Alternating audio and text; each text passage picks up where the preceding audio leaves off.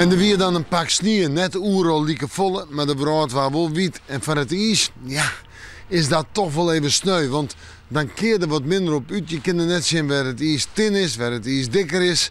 Maar ik denk dat er na een paar dagen er net volle meer van die sneeuw oer is.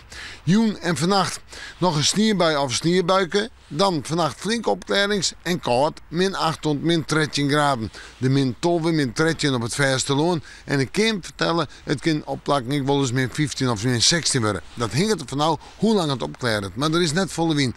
Net volle wind, het verschade richting mij. En dan zetten we terug naar het waar van morgen.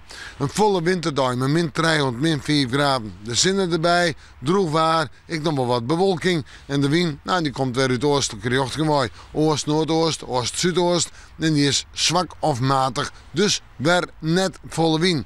Dan komt de nacht, maar op een nij die -12, -13 of -14 graden. Strenge frost en dan kan die sneeuw staan gewoon verpulveren, kapot vriezen. En dan komen we op sneeuw een wat sterkere wind in, maar op sneeuw nog altijd een droog warme zinnen en een temperatuur. Ik heb weer om de beide, nou, -4, -4 graden op het Vesterloon.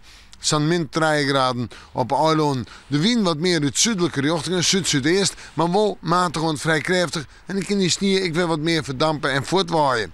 Dan terug naar het fruitjoch.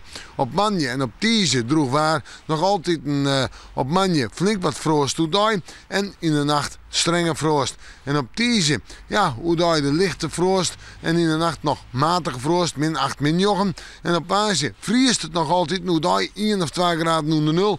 En in de nacht -4, -6. Maar ik kom eens, sta er gewoon op sneeuw. En hoe het verder komt, ik denk dat we En hoe het verder komt, ik denk dat we nooit nog winter houden. We moeten morgen, maar we even in het winterwaasje.